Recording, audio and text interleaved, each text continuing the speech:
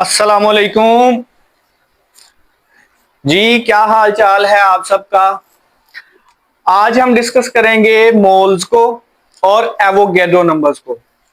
Last video में हमने मोल का कॉन्सेप्ट बड़े अच्छे से क्लियर किया था, ठीक है, देसी एग्जांपल्स के साथ उर्दू में। ठीक है, आज हमने एवोगैड्रो नंबर भी देखना है कि मोल के साथ इसका क्या रिलेशन है। बहुत ही इजी है। अगर आप कोई काम कर रहे हो, खाना खा रहे हो, मूवी देख रहे हो या फैमिली में बैठे हो, सिर्फ आपने 2 मिनट में ये वीडियो देखनी है और आपका सारा मॉल का कॉन्सेप्ट इंशाल्लाह क्लियर हो जाएगा। ठीक है, चलिए जी स्टार्ट करते हैं। मॉल हमने लास्ट टाइम डिस्कस किया था, लेकिन हम मॉल यहां पर देख लेते हैं होता क्या है। मॉल के लिए मैं आज बहुत ही सिंपल नोटेशन में लिखूंगा जी मॉल क्या होता है। कार्बन की एग्जांपल लेंगे। कार्बन कार्बन आपके पास एक एलिमेंट होता है जी। इसके एक एटम का एटॉमिक वेट जो होता है वो हमें पता है कितना होता है जी, 12 पॉइंट समथिंग 00 AMU। हम इसको फ्रैक्शन में नहीं लिख रहे। लो जी, ये कार्बन क्या मैंने एटॉमिक वेट लिखा है। मोल, बस अभी ये देखें मोल क्या होता है। अगर यही कार्बन का एटॉमिक वेट को मैं ले लूं 12 ग्राम, गौर से देखना है ये मैंने क्या किया। 12 AMU था, वेट था कार्बन के एक एटम का। डिड यू नो एटम, हमने एटम पढ़ा है, बहुत छोटा जरा जो नजर नहीं आता था हमें। ठीक है, उसका वेट कैसे निकलता था, number of protons, atomic weight हमने निकाला हुआ है। कैसे निकलता था, जिसको हम ए से डिनोट करते थे, निकलता था जी Z+N, Z atomic number, let's say protons, ठीक है, और न्यूट्रॉन्स को जमा करने से हमारा एटॉमिक वेट आता था। कार्बन का कैसे आता है जी, कार्बन के अंदर 6 प्रोटॉन्स होते हैं, 6 ही न्यूट्रॉन्स होते हैं, तो जिसका वेट निकल के आता है 12 AMU। यहां तक हमने बात क्लियर की हुई है। अब देखें, 12 AMU था कार्बन के एक एटम का वेट, बहुत छोटी चीज है। 12 ग्राम मैंने कार्बन लिया है। अब 12 ग्राम मीन 12 ग्राम एक वेट है, एक क्वांटिटी है मैक्रो। ये तो माइक्रो है ना, वो छोटे एटम का वेट था। ठीक है, जो होते मतलब वो नजर भी नहीं आता हमें एटम, ये उसका। अब 12 ग्राम नजर आने वाली चीज है। 12 ग्राम आप कोई भी चीज वेट कर सकते हैं, जैसे बीज, अब हमारे बटन होते हैं, ठीक है, उसके बाद बीड्स होते हैं, मोती होते हैं, शर्ट का बटन 12 ग्राम का हो सकता है।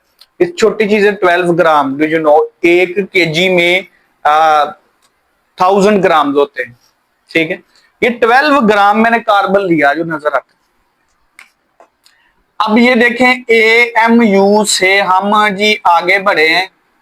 हमने बड़ी क्वांटिटी ले ली है जी, ग्राम रखा कितना हमने, 12 ही रखा, जितना एटॉमिक मैस था उतना ही हमने मैस लिया है। ये बात आपने जेन में रखनी है।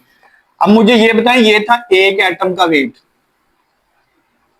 ये जो 12 ग्राम आया ये कितने एटम्स का वेट होगा। फर्स्ट क्वेश्चन ये। अच्छा, पहले ये क्वेश्चन पे अभी मैं आता हूं कि ये कितने एटम्स का वेट है। ये तो एक एटम का वेट है। अब इसी कितने एटम्स का वेट होगा, 12 ग्राम। पहली बात तो ये। अच्छा, ये मैं बता दूं, ये इसमें भला कितने एटम्स होते हैं, ये कितने एटम्स का वेट होता है, मैं यहाँ पे लिखने लगा हूं। ये होता है जी 6.022 मल्टीप्लाई 10⁻23। ये इतने एटम्स का वेट होता है। यानी कि देखें, गौर से सुने, 12 AMU से मैं आया हूं ग्राम्स में, ये एक एटम था। ठीक है, तो ये काफी बड़ी क्वांटिटी, इसमें काफी एटम्स होंगे। ठीक है, मिलियंस के करीब इसमें एटम होंगे। ये कंफ्यूजन हमारी दूर की थी जी एवोगैड्रो साहब ने। ठीक है, इन्होंने कहा था जितने भी आपका AMU में जितना भी वेट होगा, एटम्स की बात कर रहा हूं, अभी मैं मॉलिक्यूल्स की भी बात करूंगा, कंपाउंड की भी बात करूंगा, सब आयोनिक स्पीशीज की भी बात। अभी एक एटम की बात करें, आप एटॉमिक वेट की बात। जितना एटॉमिक वेट होगा, अगर आप उतनी ही क्वांटिटी में उसको ग्राम्स में ले जाएं, ठीक है, बड़ी क्वांटिटी में, तो फिर उसमें इतने पार्टिकल्स होंगे। ये बहुत ज्यादा पार्टिकल्स हैं, ये कोई कम नहीं है। इसको अगर मैं लिखना चाहूं ना, तो इसको मैं कैसे लिख सकता हूं, ये पॉइंट को खत्म करके इसको मैं लिख सकता हूं, पॉइंट खत्म होगा तो ये आएगा 6022 मल्टी, ये था 10 रेज टू द पावर कितना थी 23, तो इतने जीरो आएंगे आगे, 1 2 3 4 5, 1 2 3 4 5 6 7 8 9 10 11 12 13 14 15 16 17 18 19 20 21 22 23, लगभग एक कम ज्यादा हो जाए, इतने पार्टिकल्स बनते हैं ये एवोगैड्रो नंबर में। देखें, कंपाइल कंफ्यूजन वाली बात नहीं है, जितना आपने एएमयू वेट लिया है उतना ही आप ले लें अगर ग्राम में, जितना एएमयू में वेट होता है ना किसी एक एटम का, वो एलिमेंट आप लें उतना ही ग्राम में, तो उसमें इतने एटम्स हो जाएंगे। उस एटम्स को ही हम एवोगैड्रो नंबर कहते हैं, जिसको हम Na से डिनोट करते हैं। यही तो होता है एवोगैड्रो नंबर। और लास्ट टाइम हमने ये भी डिस्कस किया था कि ये जब आप ये वाली यूनिट को हटा के ग्राम्स में चीज ले लेते हैं, उसी को हम 1 मोल कहते थे। ये हमने लास्ट टाइम डिस्कस किया था कि जब आप एएमयू से हटा के उतना ही वेट आप ग्राम में किसी चीज का ले लेते हैं, वो 1 मोल कहलाता है। तो यहां से अब हमारी कंक्लूजन निकलती है कि 1 मोल में इतने पार्टिकल्स होते हैं। जाहिर ही बात है ना, अब हम देखें इतने एटम्स होंगे, वो तो एक एटम का वेट था, ग्राम में आया तो अब वो ये बहुत इतने एटम आए तो फिर 1 ग्राम बना। यहां से हमें यह भी अंदाजा लगता है कि एटम कितना कुछ छोटा होता है, ठीक है। तो यहां से secret unit of the chemist mole भी डिफाइन हो रहा है, ठीक है। यही मसला आ रहा था कि जब आप छोटी क्वांटिटी से बड़ी क्वांटिटी में आते हैं तो एटम कितने ज्यादा हो जाते हैं। तो ये कवर किया था एवोगैड्रो साहब ने, जिन्होंने कहा था कि जितना आपका एटॉमिक मास होगा उतना ही आप ग्राम्स में ले लें तो इतने एटम बन जाएंगे, उसको हमने एवोगैड्रो नंबर कहा। या फिर आप कह लें कि 1 मोल में हमेशा इतने ही एटम्स होंगे। कोई बात समझ आ रही है? अभी हम डेफिनेशन लिखते हैं।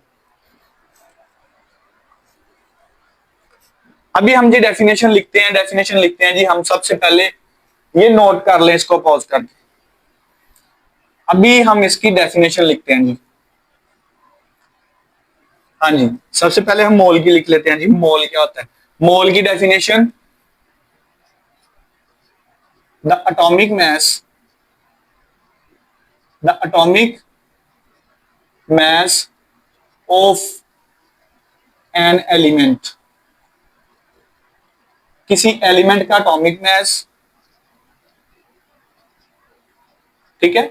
व्हेन लिख लेना, व्हेन एक्सप्रेस्ड, ठीक है। The atomic mass of an element, किसी भी एलिमेंट का एटॉमिक मास, मतलब जैसे कार्बन का 12 था, when expressed in grams, when expressed in grams is called 1 mole, is called 1 mole of that element, देखें वही बात मैंने लिख दी कि जितना वेट होता है किसी एलिमेंट का ग्राम्स में, सॉरी एएमयू में, एटॉमिक मास जितना भी होता है किसी एलिमेंट का, लेट्स से मैंने कार्बन का लिखा था, दोबारा उसी का लिख देता हूं, ठीक है। कार्बन का एटॉमिक मास होता है 12 एएमयू, तो यही यहां पर ये कह रहा है कि जितना उसका एटॉमिक मास होता है एएमयू में, उतना ही आप अगर उसको ग्राम्स में ले लें तो वो क्या कहलाएगा? दैट इज कॉल्ड 1 मोल, ठीक है जी। दैट इज कॉल्ड 1 मोल। लो जी, मोल ये था कि एएमयू को हटा के ग्राम लगा दें, लेकिन सबके साथ नहीं, अगर एटॉमिक मास ही लेना है उसके साथ ग्राम लगेगा तो 1 मोल बने।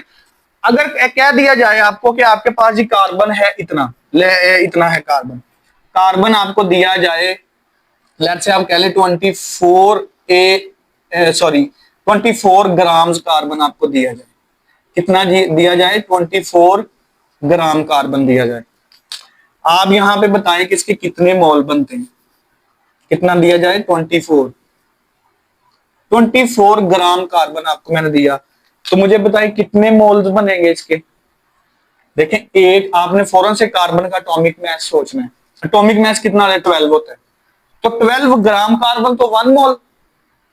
अब ये 12 के कितने गुना है? 2 गुना है। मतलब इसमें 12 2 मरतबा पड़ा हुआ है, तो इसको मैं कह सकता हूं that is 2 mole of carbon, that is 2 मोल। ये 2 मोल, क्योंकि हमने यहां पे डिसाइड किया जितना एटॉमिक मास उतना ग्राम में लिया, तो 1 मोल है, तो ये इसके डबल है, तो ये 2 मोल हो गया, दैट इज मोल। ठीक है, चलें जी, ये मोल थी। आपकी मोल निकालने के लिए नंबर ऑफ मोल्स कैसे निकालते हैं, यहां पर अब हम ये देखेंगे। नंबर ऑफ मोल्स फाइंड करने का सिंपल सा फार्मूला नोट कर लेते हैं हम जी। Number of moles, number of moles, number of moles कैसे फाइंड कर सकते हैं? Given mass upon atomic mass. अभी मैं एटम की बात कर रहा हूं, atomic mass, given mass upon atomic mass. जैसे मिसाल के तौर पर अभी मैंने आप पीछे आपको एक एग्जांपल करवाई है, वो ही करके देखते हैं। वो जी हमने लिया था 24 ग्राम हमने लिया था कार्बन, गिवन मास था 24 ग्राम, एटॉमिक मास था 12, तो नंबर ऑफ मोल कितना निकला? 2 नंबर ऑफ मोल निकला, जिसको हमने कंसेप्चुअली बताया भी है कि 2 मोल कैसे बनता है। ठीक है, अगर आपको दिया जाए जी,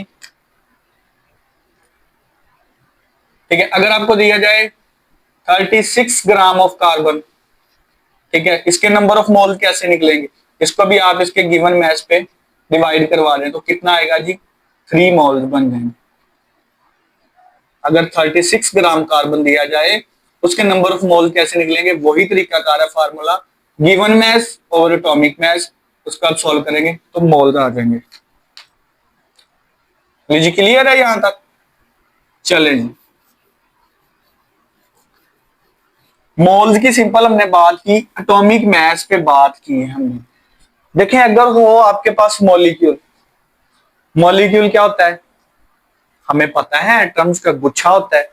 एटम्स केमिकली एक दूसरे के साथ जुड़ के एक चीज बना देते हैं। जैसे हाइड्रोजन 2 आए, एक ऑक्सीजन से जुड़ गए तो वाटर बन गया, दैट इज अ मॉलिक्यूल। अब वो यही अगर मॉलिक्यूल, अभी हमने एक एटम्स पे बात की, अगर ये मॉलिक्यूल्स के ऊपर हम बात करें तो कैसे फिट होगी? इसके लिए देखिए वही सेम तरीका कार है। वाटर है ना, वाटर आपके पास, मैं यहां पर लिख देता हूं वाटर, H2O। इसका एटॉमिक मास मुझे जल्दी बताएं, मॉलिक्यूलर मास हमने फाइंड करना सीखा तो नहीं, लेकिन ये बहुत इजी होता है, इस पे मैं वीडियो बना दूंगा। कैसे होता है जी? इसका मॉलिक्यूलर मास कैसे निकलेगा? एटॉमिक मास हम कहते थे एक एटम, अब ये ज्यादा एटम है, तो सेम चीज है ना। एक सेब का आपको मैं कहूं, एक एप्पल का मुझे वेट बताएं, तो सीधा आप बता सकते हैं इतने। अगर वैसे ही मैं 5 एप्पल्स दे दूं तो आप तो उसको फिजिकली मेजर भी कर सकते हैं। यहाँ पे एक एप्पल्स का पता है, बाकी भी आपको पता है सेम है, तो आप उनको मल्टीप्लाई कर लेंगे। ठीक है, उस वेट को 5 से मल्टीप्लाई कर। अब यहां पर देखें वही है, सॉरी, हम उनको प्लस कर लेंगे आप आपस में। यहां पर हमारे पास देखें कितने एटम्स हैं? 2 एटम्स ऑफ हाइड्रोजन। हाइड्रोजन का वेट क्या होता है? 1 ग्राम, फ्रैक्शन में लिखने में 1 ग्राम होता है। 2 आपके पास हाइड्रोजन पड़े हैं तो 1 + 1 हो जाएगा। ऑक्सीजन का एटॉमिक मास क्या होता है? 16 होता है।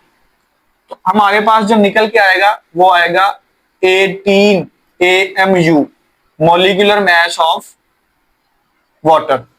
कितना निकल के आया? 18 AMU। सेम वही पीछे वाला तरीका कार कि इसको 18 को हमने 18 ही रहने देना है। AMU से अब हम बड़े यूनिट में आ रहे हैं, दैट इज क्या था? ग्राम। क्या था? That is gram. ग्राम में आ गए, तो अब मैं इसको क्या कह सकता हूं?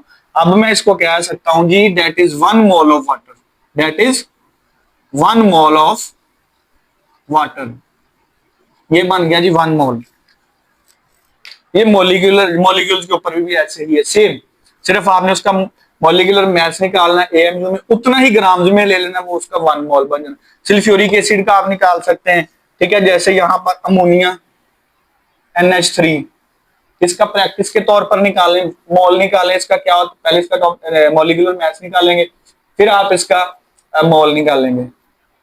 अच्छा, उसके बाद आपके पास कार्बन डाइऑक्साइड, इसका निकालें प्रैक्टिस के तौर पे। ठीक है, पहले इसका मॉलिक्यूलर मास निकालें, फिर उसके बाद जितना भी आएगा उसको ग्राम्स में कन्वर्ट, ग्राम्स में लिख ले, वो आपको 1 मोल कहलाएगा।